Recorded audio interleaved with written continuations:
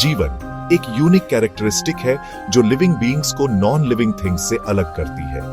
यह फॉर्म में डाइवर्स है, माइक्रो ऑर्गेनिजम्स से लेकर प्लांट्स और एनिमल्स तक।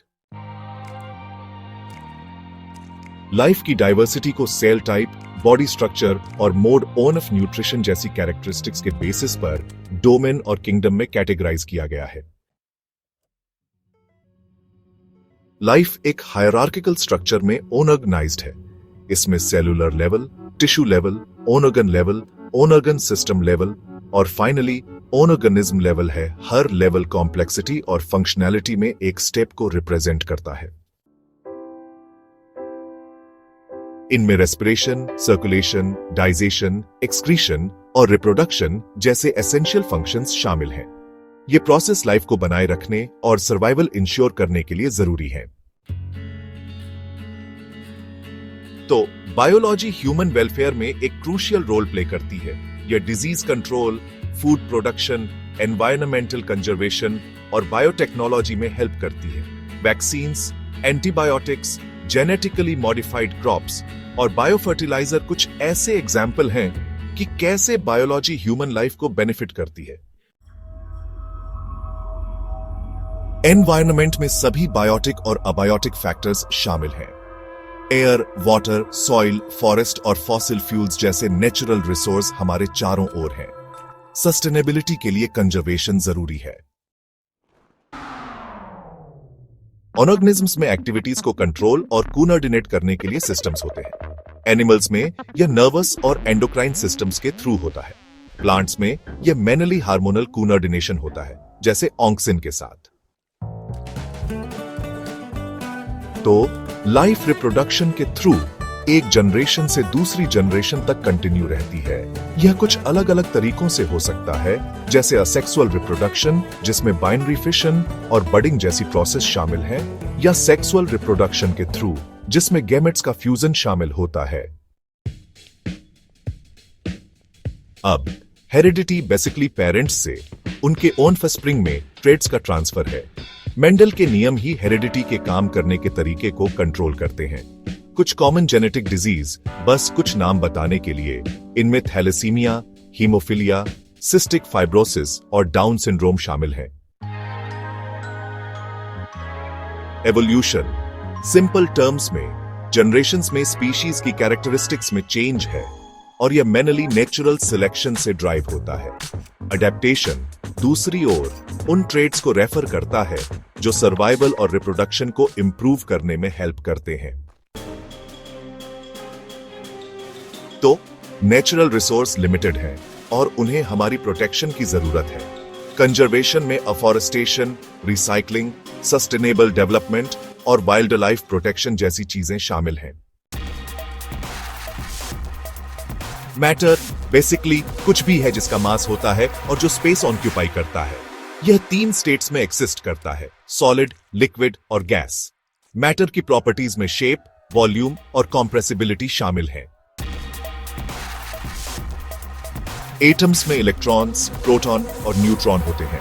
इलेक्ट्रॉन्स न्यूक्लियस के चारों ओर घूमते हैं और atomic number, mass number, isotopes और वैलेंसी सभी एलिमेंट्स को समझने में इंपॉर्टेंट कॉन्सेप्ट्स हैं। ठीक है, तो चलिए रियल नंबर्स के बारे में बात करते हैं। रियल नंबर्स में रैशनल और इरेशनल नंबर्स दोनों शामिल होते हैं, जो काफी इंटरेस्टिंग है। और रियल नंबर्स की कुछ इंपॉर्टेंट प्रॉपर्टीज हैं जिन्हें हमें ध्यान में रखना चाहिए।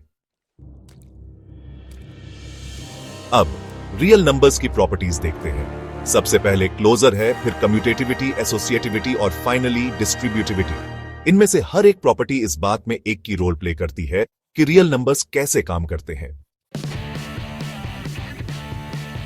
प्रॉफिट और लॉस पर चलते हैं। तो प्रॉफिट बस selling price minus cost price है और loss cost price minus selling price है।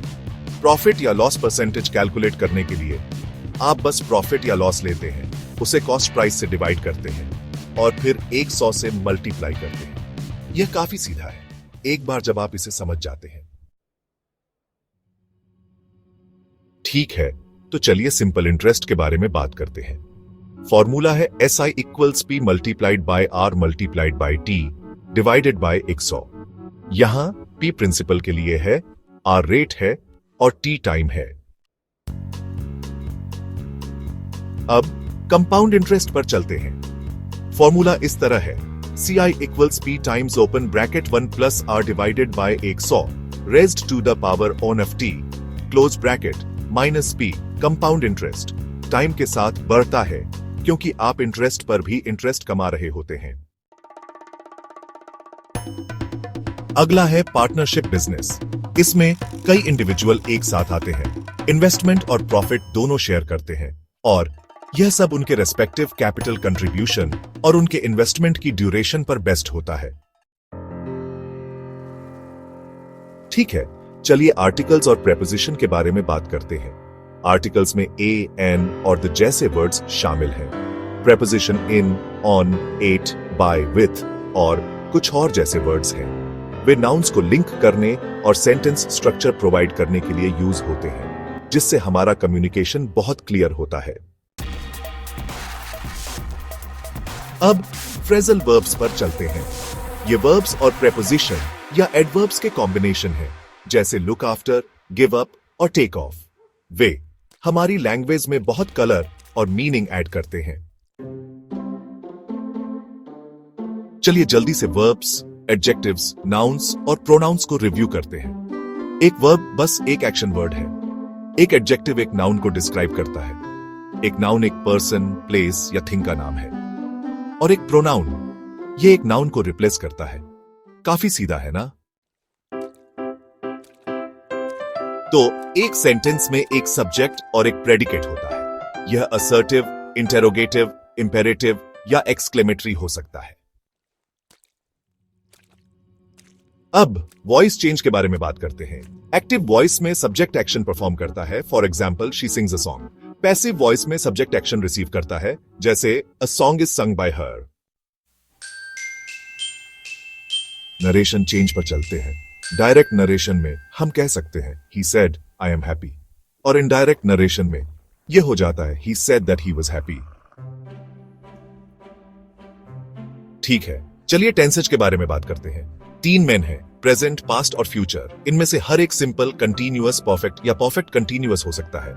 बेसिकली टेंसेज हमें वो टाइम दिखाते हैं जब कोई एक्शन होता है। अब एनाटॉमी और फिजियोलॉजी पर चलते हैं। ये बॉडी के स्ट्रक्चर और ये कैसे फंक्शन करता है, इसकी स्टडी है।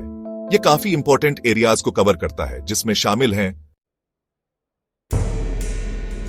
Skeletal system, muscular system, nervous system और सर्कुलेटरी सिस्टम। सभी हमारी बॉडी के की पार्ट्स हैं। हर एक हमें हेल्दी और फंक्शनिंग रखने में एक यूनिक और वाइटल रोल प्ले करता है। तो माइक्रोबायोलॉजी माइक्रोऑर्गेनिज्म्स की स्टडी के बारे में है और इन्फेक्शन, इम्यूनिटी और सैनिटेशन में उनकी भूमिका के बारे में है। साइकोलॉजी दूसरी ओर ह्यूमन बिहेवियर, मेंटल हेल्थ और इमोशनल वेलबीइंग को समझने के बारे में है।